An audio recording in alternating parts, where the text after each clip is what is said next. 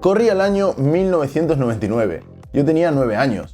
Mi padre me prometió, tanto a mí como a mis hermanas, que si sacábamos buenas notas en el colegio, pues iría a la tienda y nos compraría un buen PC para jugar. En esa época aún no había salido el Sims para PC, así que mi hermana aún no había descubierto el mundo de los videojuegos, ya que, bueno, era luego el juego que a ella le gustaba. El que sí jugaba bastante era yo. Jugaba Doom, Wolfenstein, Heretic, Hexen, Duke Nukem 3D y algunos otros más. El problema es que en el 99 ya habían salido juegos como el Quake, Quake 2, Unreal, e incluso a final de ese mismo año salió el nuevísimo Quake 3 Arena.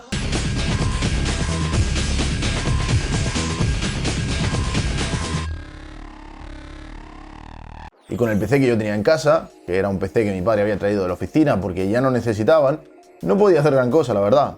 En esa época se usaba Windows 98, el nuevísimo sistema operativo de Microsoft que había salido hace tan solo un año. Y para conectarte a internet tenías que usar un módem analógico que iba a 56K. En esa época el simple hecho de cargar una foto en internet tardaba casi un minuto. Olvídate de descargar música y muchísimo menos un vídeo. Descargar un vídeo de 3 minutos en 480p era una absoluta locura. Los monitores también eran cuadrados de 4 tercios y resolución 800 x 600, además de ser gigantes. Era la primera época dorada del gaming en PC. La verdad es que cuando tenía 9 años, mis notas, bueno, no eran perfectas. Tampoco eran malas, ¿vale? Pero no eran perfectas. Así que crucé los dedos para que mi hermana sacara mejores notas que yo, porque sabía que aunque el PC se lo regalaran a ella, al final pues lo iba a usar yo. Y bueno, efectivamente, a final de año, mi hermana sacó buenas notas y así tuve en casa mi primer PC gaming, con un Pentium 3 y una Voodoo 3. Este que tengo hoy aquí conmigo. Este no es el mismo que tenía yo, es uno que compré por eBay una mañana que me desperté así un poco nostálgico. Y especialmente por el hardware que lleva, es un ejemplar muy interesante. No sé si habéis oído hablar de que estamos viviendo ahora mismo la segunda era dorada del gaming en PC, como muchos la llaman. Durante unos cuantos años, sobre todo en la década del 2000, predominaron las consolas, que bueno, tenían más títulos, más exposición, más popularidad. El mundo de los eSports era muy nicho, muy pequeño, y la mayoría de títulos de PC eran ports de consola, o sea, eran juegos de consola adaptados a PC. Era una época además en la que la piratería era un problema muy real para los programadores de juegos en PC. Eso también pues hacía que no fuera tan rentable centrarse en desarrollar para ordenador. En los últimos años, sin embargo, hemos visto una revolución. Apareció Steam, donde podemos comprar juegos baratos, apareció League of Legends y juegos free to play, volvió Counter-Strike, por no hablar de PUBG y sucesivamente Fortnite. Se popularizaron los juegos competitivos y sobre todo la jugabilidad online. En PC tenemos tiempos de respuesta súper rápidos, monitores de muchos hercios, periféricos muy precisos, lo que hace que sea una plataforma ideal para competir. Pero como dije antes, esta es la segunda era del PC Gaming. Eso significa que hubo una primera.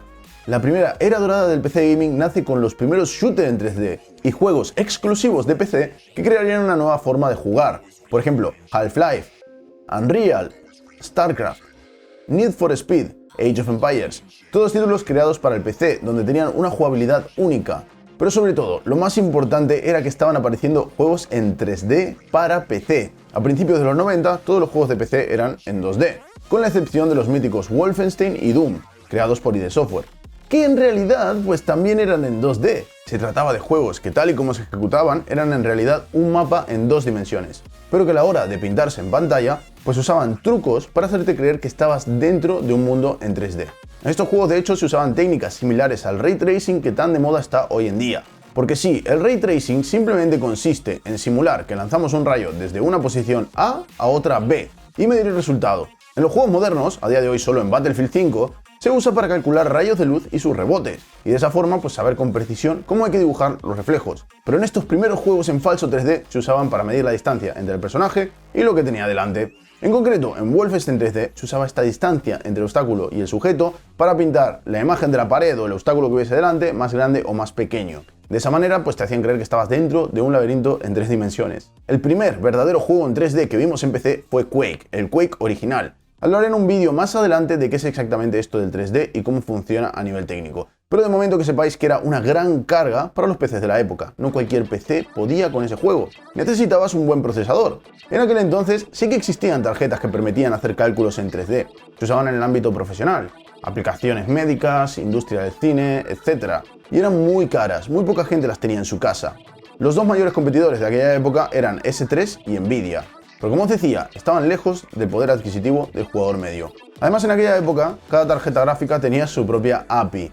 Esto de API o Application Programmable Interface es la manera en la cual se comunica el programa con la tarjeta gráfica, o sea, los comandos que tiene que escribir el programador para hablar con una tarjeta gráfica en concreto. Hoy en día tenemos APIs populares como DirectX, OpenGL y Vulkan. O sea que la forma de hablar con la gráfica no depende de la tarjeta gráfica en sí o de los drivers de la tarjeta gráfica, sino que depende de la API que usemos. Pero en aquella época no existía una API estándar que usaran todos. Cada marca de tarjeta gráfica tenía su propia API. Esto hacía que fuera pues aún más difícil que los juegos usasen aceleración en 3D, ¿no? Porque realmente había que programar el juego de forma distinta para cada tarjeta. En ese contexto histórico, en 1994, nace la marca 3D FX. We have in our possession a chip that could revolutionize medicine as we know it. But then we thought, hey, let's use it for games.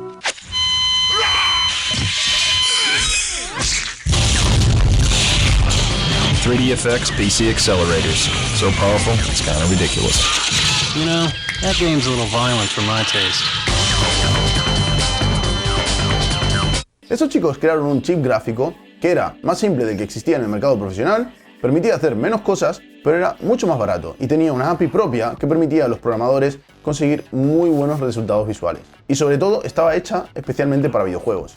Aquí estáis viendo la diferencia entre un juego corriendo con y sin tarjeta gráfica 3D FX. Fue una revolución. Tú cogías esta tarjeta, la metías en tu PC y ¡boom! Podías jugar pues, con una calidad gráfica muy superior a lo que estabas acostumbrado, con unos FPS mucho más rápidos y todo muchísimo más suave. Parecía magia negra, por eso decidieron llamar a sus tarjetas gráficas Voodoo.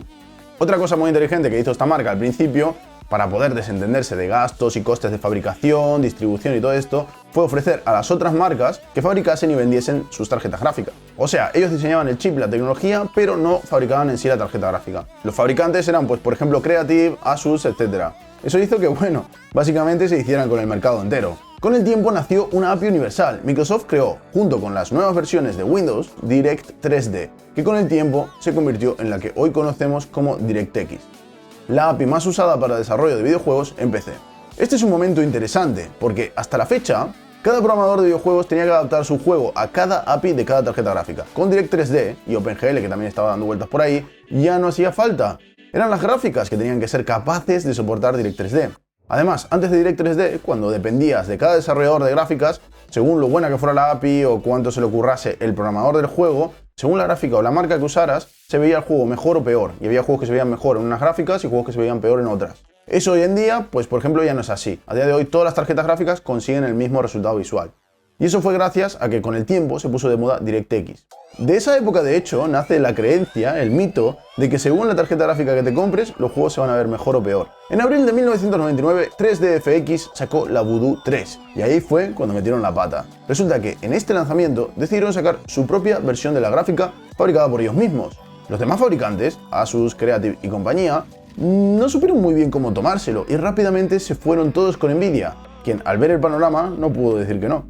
Nvidia empezó a sacar mejores tarjetas gráficas con muchos fabricantes más potentes y a mejor precio, enfocadas a funcionar con OpenGL y DirectX. Ahora ya eran gráficas dedicadas a juegos que estaban hechas para competir directamente con las 3DFX. La serie que le hacía competencia directa era la TNT. 3DFX se fue quedando atrás. La Voodoo 3, que es la tarjeta gráfica que tenemos en este PC, fue el último producto comercial con éxito de esta empresa.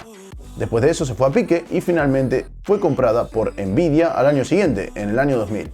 Y poco a poco la popularidad de los juegos en PC fue bajando y las consolas tomaron todo el protagonismo durante unos cuantos años.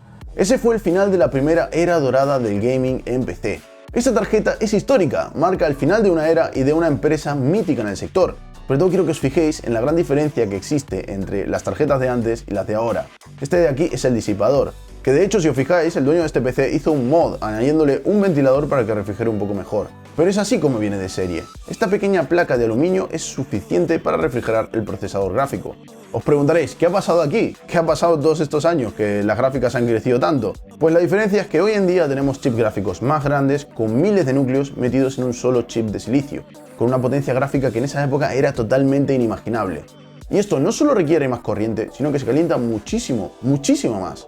Por eso vemos chips gráficos con pedazos de disipadores gigantes, 3 ventiladores, que parece que cada año los hagan más grandes. De hecho, diría que es así. Sin embargo, esta que tenemos aquí en concreto es la Voodoo 3 2000 y va conectada por puerto AGP. Las frecuencias son de 150 MHz, solo 150 MHz, y la RAM es de 16 MB, a 300 MHz.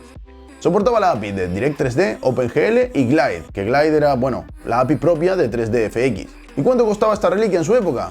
Pues este modelo en concreto no lo sé, pero el modelo superior, la Voodoo 3 3000, costaba $195, que ajustándolo según la inflación serían unos $292 hoy en día. En aquella época una gráfica de gama alta la podíamos tener por unos $300. ¿Cómo han cambiado los tiempos, verdad? En esa época las dos mejores tarjetas gráficas eran la Voodoo 3 y la TNT2 de Nvidia, pero había una cosa que Nvidia no podía hacer: conectar dos gráficas en paralelo. Cuando conectabas varias Voodoos entre ellas, creando lo que 3DFX había bautizado como SLI, ahí sí que las tarjetas gráficas de Nvidia no tenían nada que hacer. Por eso, cuando 3DFX empezó a ir mal, Nvidia compró la empresa y así se hizo con la tecnología SLI, que incluso a día de hoy sigue siendo el método con el cual se interconectan varias tarjetas gráficas en la marca Nvidia.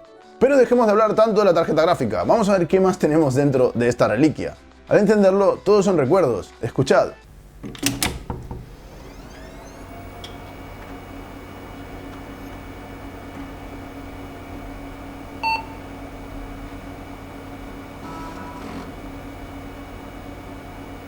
Ese pitido y el sonido de la disquetera, que más de uno hemos escuchado durante años día tras día. Eso se debe al altavoz piezoeléctrico que está justo en la parte de abajo de la caja y a la disquetera, que a cada reinicio pues comprueba si tiene algo dentro. También tenemos dos lectoras de DVD. Era muy típico en la época ver un grabador y un lector de DVDs en el mismo PC. Básicamente porque esto te permitía copiar los DVDs usando una para leer el disco y la otra para escribirlo a la vez. Si no, tenías que guardarte toda la ISO y luego volver a grabarla y tardabas el doble de tiempo.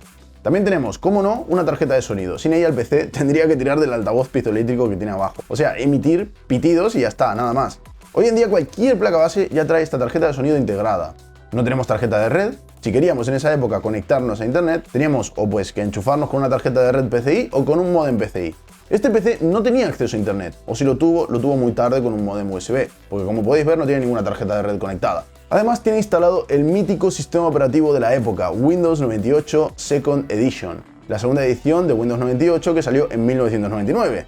Con este PC no podías conectar ni pendrives, ni conectar mouse USB, ni ningún tipo de USB realmente, y esperar que funcionase la primera. Tenías que meter el CD e instalar los drivers. Una vez instalados los drivers, pues reiniciar Windows y con suerte todo funcionaba a la primera, aunque a veces no. Pero la pieza sin duda más curiosa e interesante de este PC es el procesador. Este es un Pentium 3. Existieron tres versiones del Pentium 3. La Katmai de 280 nanómetros, la Coppermine de 180 nanómetros y la Tualatin de 130 nanómetros. Esta es la primera, la edición Katmai de 1999. Había varios modelos según la frecuencia del procesador. El más barato, con 450 MHz, costaba $496 en su momento, que son $752 de hoy en día. Y el más caro, $700, o sea, unos $1062 de hoy en día. Y este último pues llegaba a los 600 MHz, o sea, unos $1,7 por megahercio. Es curioso como hoy en día en un PC para jugar lo más caro normalmente es la tarjeta gráfica, mientras que en aquel momento era el procesador. Vale, pero lo más raro de este componente no son sus especificaciones ni su precio. Es, bueno, miradlo, salta a simple vista, parece un módulo de RAM. Este procesador se conectaba a la placa base utilizando el sistema de slot, como si fuera un cartucho de consola o un módulo de RAM. La idea de Intel era meter el procesador en una tarjeta aparte y poner allí algunos componentes que en aquella época no cabían dentro del procesador, como por ejemplo la caché de nivel 2. Además, así era más fácil que las placas fuesen compatibles con los nuevos procesadores. ¿Cómo han cambiado las cosas, verdad? De todos modos, el sistema de slots tenía sus limitaciones. Era más caro de fabricar, complicaba las cosas en servidores de rack, que van apilados uno encima de otro, y el sistema de refrigeración pues era más complejo. Que por cierto, hablando del sistema de refrigeración, este pequeño disipador y este ventilador son suficientes para enfriar un procesador de la época. Es tan grande la evolución de temperaturas que hemos visto en los últimos años que incluso los nuevos procesadores de Intel ya es que directamente te vienen sin disipador para que tú te compres el que te dé la gana, y los que vienen con los procesadores de AMD son gigantes. Esto se debe también a que tenemos todo dentro de la CPU, incluido varios núcleos. En este momento, por cierto, aún no existían los procesadores multinúcleo. El Pentium 3 solo tenía un core. Unos pocos años más tarde aparecerían los procesadores dual core, que eran una forma realmente de seguir mejorando el rendimiento a pesar de las limitaciones de frecuencia y temperatura que se estaban empezando a encontrar en la época. Vieron que ya no era posible seguir mejorando tanto como estaban haciendo hasta la fecha, generación tras generación, y eligieron pues aumentar los núcleos. De todos modos, a partir del Pentium 4 ya desaparece este sistema de slots y no lo hemos vuelto a ver. ¿Qué podíamos hacer con este PC? pues más o menos podía jugar a todos los títulos de la época. En Quake 3 Arena, que quizás es uno de los juegos con mejores gráficos de 1999, hay una pequeña bajada de FPS cuando hay efectos de reflejos, como por ejemplo en esta columna, oscilando entre los 35 y 58 FPS a 800x600. En Quake 2, sin embargo, con la API de OpenGL, llegamos sin problemas a los 60 FPS, donde parece que se queda fijo, y en Unreal Tournament tenemos una media de 72 FPS a 800x600. Bien, pues este fue mi primer PC gaming. ¿Cuál fue el tuyo? Cuéntamelo abajo en los comentarios. Si te ha gustado este vídeo, ya sabes, déjame una manita para arriba, suscríbete a mi canal, dale a la campanita así te enteras cuando subo uno y nos vemos en el próximo vídeo.